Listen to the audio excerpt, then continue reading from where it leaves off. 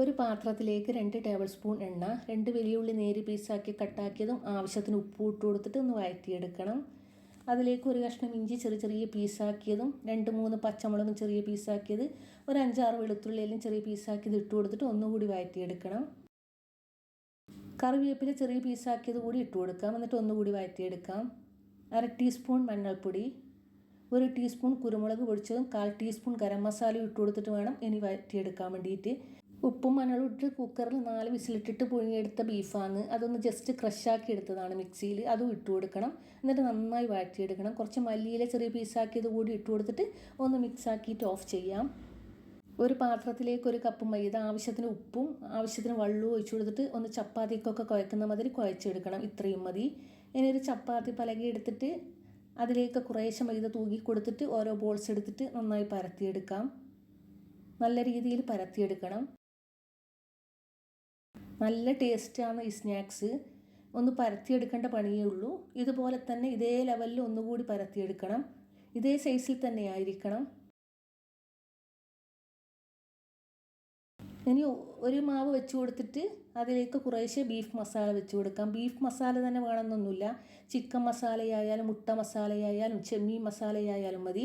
അതിൻ്റെ മുകളിലേക്ക് ഒരു മാവ് കൂടി പരത്തിയത് വെച്ച് കൊടുക്കണം. എന്നിട്ട് എന്തെങ്കിലും കട്ടർ എടുത്തിട്ട് ഇതുപോലെ കട്ടാക്കി കൊടുക്കണം. നല്ല ടച്ച് ചെയ്ത് കൊടുക്കണം. ഒരു ഹോൾസൊന്നും ഉണ്ടാവില്ല. രണ്ടും കൂടി അവിടെ ടച്ചായി നിന്നോളൂ.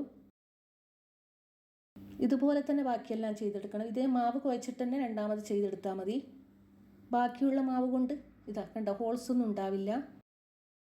മൊത്തത്തിൽ അങ്ങനെ ചെയ്തെടുത്തിട്ടുണ്ട്.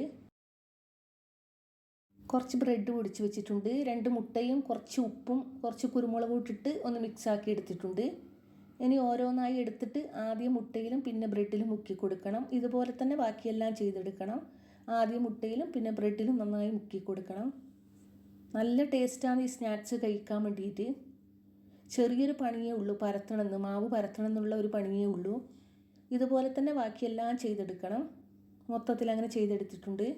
എണ്ണ നന്നായി ചൂടായാൽ മീഡിയം ഫ്ലെയിമിലിട്ട് വേണം ഇത് ഫ്രൈ ആക്കി എടുക്കാൻ വേണ്ടിയിട്ട്. ലോ ഫ്ലെയിമിലോ ഹൈ ഫ്ലെയിമിലോ ആക്കണ്ട. മൊത്തത്തിൽ തിരിച്ചും മറിച്ചും ഇട്ടിട്ട് ഫ്രൈ ആക്കി എടുക്കണം. ട്രൈ ചെയ്യാത്തവരാണെങ്കിൽ ഇങ്ങനെ ഒന്ന് ട്രൈ ചെയ്ത് നോക്കണം. നല്ല ബോൾസായി വന്നിട്ടുണ്ടാ. ഇതേപോലെയുള്ള സ്നാക്സ് ഇങ്ങനെയാണ് നല്ല ബോൾസായി വരും, നന്നായി പൊങ്ങി വരും.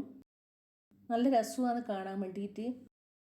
ട്രൈ ചെയ്യാത്തവരാണെങ്കിൽ ഉറപ്പായി ഒന്ന് ട്രൈ ചെയ്ത് നോക്കണേ. വീഡിയോ ഇഷ്ടപ്പെടുകയാണെങ്കിൽ മാത്രം ഒന്ന് സബ്സ്ക്രൈബ് ചെയ്യാൻ മറക്കല്ലേ. നേരത്തെ കാലത്ത് ഉണ്ടാക്കി വെച്ചാലും ഈ റമദാന് നല്ല ടേസ്റ്റ് തന്നെയാണ്. വീഡിയോ ഇഷ്ടപ്പെടുകയാണെങ്കിൽ മാത്രം ഒന്ന് സബ്സ്ക്രൈബ് ചെയ്യണേ. Thank you.